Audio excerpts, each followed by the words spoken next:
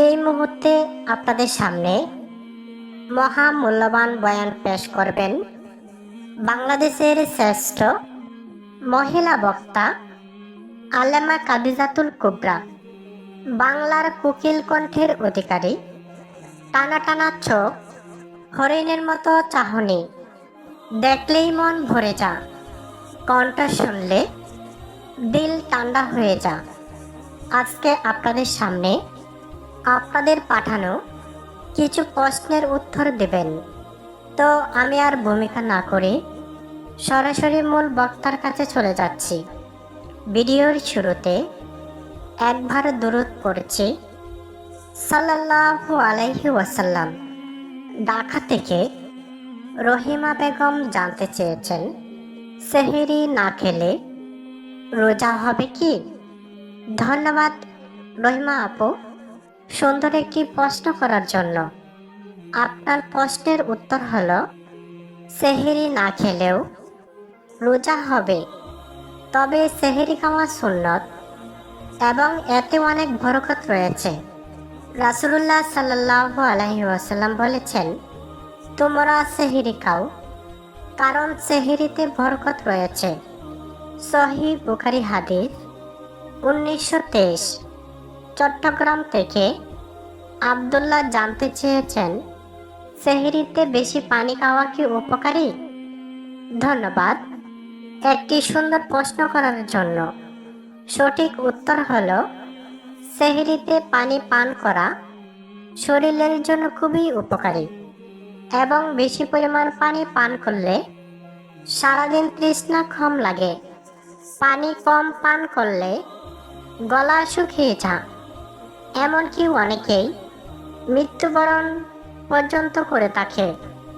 তাই যতটুকু সম্ভব সেহরিতে সর্বোচ্চ পরিমাণ পানি খাবেন। ময়মনসিংহ থেকে রাশেদ মিয়া জানতে চেয়েছেন, রোজা রেখে স্বামী স্ত্রী একসাথে থাকা কি বৈধ? ধন্যবাদ সুন্দর একটি প্রশ্ন করার জন্য। উত্তর হলো, রোজা অবস্থায় স্বামী স্ত্রী একসাথে থাকা বৈধ, তবে দিনের বেলা স্ত্রী মিলন করা হারাম। সূরা আল বাকারা আয়াত 187। তবে এ আয়াতে রাতে স্বামী স্ত্রীর মেলামেশা করার অনুমতি দেওয়া হয়েছে। কক্সবাজার থেকে হাবিবুর রহমান জানতে চেয়েছেন, ইত্তেকাফ কতদিন করা উত্তম? ধন্যবাদ সুন্দর একটি প্রশ্ন করার জন্য। উত্তর হলো, রাসূলুল্লাহ সাল্লাল্লাহু আলাইহি ওয়াসাল্লাম রমজানের শেষ 10 দিন ইত্তেকাফ করতেন। সহিহ বুখারী হাদিস 2026। পাবনা থেকে রশিদা খাতুন জানতে চেয়েছেন, সেহরিতে কি কম খাইলে সমস্যা হবে? ধন্যবাদ সুন্দর একটি প্রশ্ন করার জন্য। উত্তর হলো, সেহরিতে সামান্য খেলেও বরকত পাওয়া যায়, কারণ সেহরি খাওয়া সুন্নত। সহিহ বুখারী হাদিস 1923। প্রিয় দিনধার ইমানদার মমিন মুত্তাকি ভাই ও বোনেরা, যেহেতু এখন রমজান মাস, চলুন না আমরা একটু মধুর সুরে একটি গজল শুনি। ইনশাআল্লাহ আপনার মন ভালো হবে এবং আপনার চোখ দিয়ে পানি চলে আসবে। আমি চাঁদকে বলি তুমি সুন্দর নও, আমার মায়ের মতো।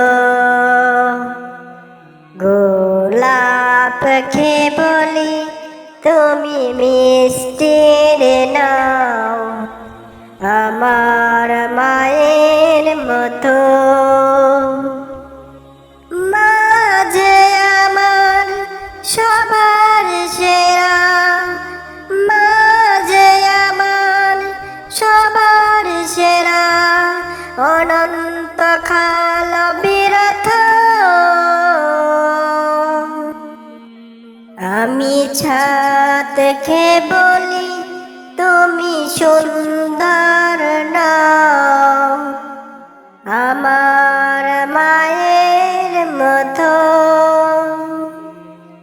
গোলাপকে বলি তুমি মিষ্টির নাও, আমার মায়ের মতো।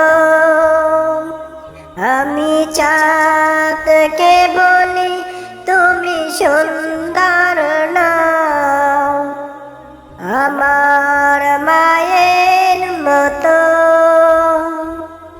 গোলাপকে বলি তুমি মিষ্টির নাও, আমার মায়ের মতো। হীরা নাকি শুনি সবচেয়ে দামি, সারাক্ষণ করে ঝলমল, তাহার চেয়ে অধিক দামি আমার মায়ের আঁচল। হীরা নাকি শুনি সবচেয়ে দামি, সারাক্ষণ করে ঝলমল, তাহার চেয়ে অধিক দামি আমার মায়ের আঁচল। মা যে হলো প্রেম মমতায় বিধাতার সেরা উপমা, হয় না কভু মায়ের সাথে অন্য কারো তুলনা। মা যে হলো প্রেম মমতায় বিধাতার সেরা উপমা, হয় না কভু মায়ের সাথে অন্য কারো তুলনা। মায়ের পরশে ঝাই যে মুছে সকল বেদনা যথ। আমি চাঁদকে বলি তুমি সুন্দর নাও, আমার মায়ের মতো। গোলাপকে বলি তুমি মিষ্টির নাও, আমার মায়ের মতো। গাজীপুর থেকে রোকসানা জানতে চেয়েছেন, রোজা রেখে গোসল করলে কি রোজা ভেঙে যায়? ধন্যবাদ সুন্দর একটি প্রশ্ন করার জন্য।